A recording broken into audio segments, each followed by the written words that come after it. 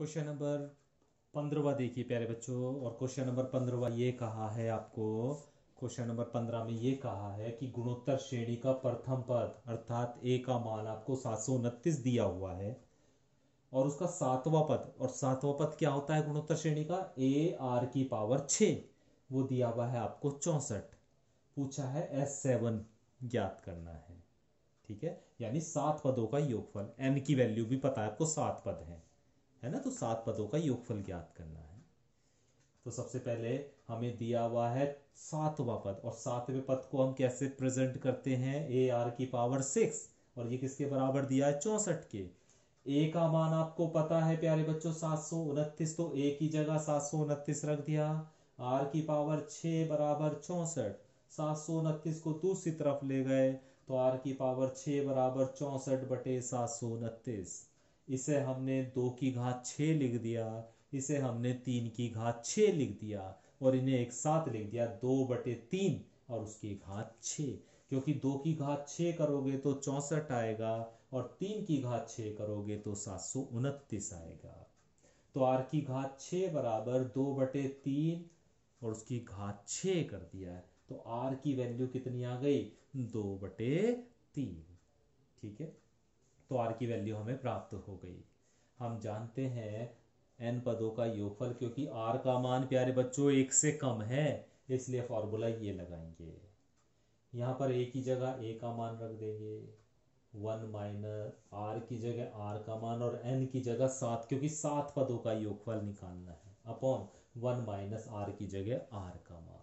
इसे बस हमें कैलकुलेट करना है। तो 729, 2 की पावर 7 करोगे तो 128 आ जाएगा, और 3 की पावर 7 करोगे तो 2187 आ जाएगा, और बटे इसे हल करोगे तो 1/3 आ जाएगा। ये 3 ऊपर चला जाएगा इसके साथ, तो 729 गुणा 3, इसका एलसीएम ले लीजिएगा तो 2187 माइनस 128 बटे 2187।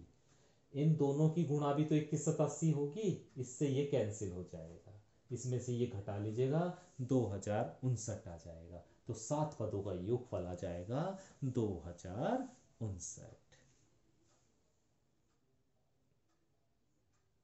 क्वेश्चन नंबर 16 देखिए प्यारे बच्चों। और क्वेश्चन नंबर 16 में ये कहा है कि गुणोत्तर श्रेणी के प्रथम दो पद ए और ए आर जिनका योगफल माइनस का 4 है। हम जानते हैं ना, गुणोत्तर श्रेणी के प्रथम दो पद ए होता है पहला पद, और दूसरा पद ए आर होता है। तो इन दोनों का जो योगफल है ना, वो माइनस के 4 के बराबर दिया है। तो हमने लिख दिया ए प्लस ए आर बराबर -4। ए कॉमन ले लो तो 1 प्लस आर इक्वल टू -4, समीकरण 1 मान ली। ठीक है, अभी हमसे शर्त ये कही है कि गुणोत्तर श्रेणी का जो पांचवा पद है वो तीसरे पद से 4 गुना है। पांचवा पद तीसरे पद का 4 गुना है। पांचवा पद क्या होता है? ए आर की पावर 4 बराबर 4 गुना। तीसरा पद क्या होता है? ए आर की पावर 2। ए से ए कैंसिल हो गया, आर स्क्वायर से प्यारे बच्चों इसमें से आर स्क्वायर कम हो गया तो आर स्क्वायर बचा, और बराबर 4। तो आर बराबर आ गया +-2। ठीक है, अभी आर का मान प्लस के 2 ले रहे हैं हम पहले। ठीक है, आर बराबर कितना ले रहे हैं यहाँ पे लिख लो, समीकरण 1 से आर बराबर 2। आर बराबर प्लस का 2 रखने पर समीकरण नंबर 1 में, तो ए का मान आ गया -4/3। अभी आपको ए का मान पता है और आर का मान पता है, तो पहला पद भी पता चल गया। दूसरा पद हमारा क्या होता है? ए आर होता है। दूसरा पद होता है ए आर। ए का मान है -4/3 और आर का मान है 2, तो दूसरा पद आ गया -8/3। इसी तरह तीसरा पद जो होता है वो ए आर स्क्वायर होता है।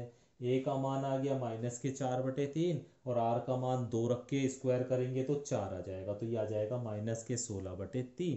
तो प्यारे बच्चों श्रेणी जो बन जाएगी वो बन जाएगी पहला पद यानी -4/3, कॉमा दूसरा पद यानी -8/3, कॉमा तीसरा पद यानी -16/3, डैश डैश डैश। इसी तरह प्यारे बच्चों अभी आपको r बराबर -2 लेना है।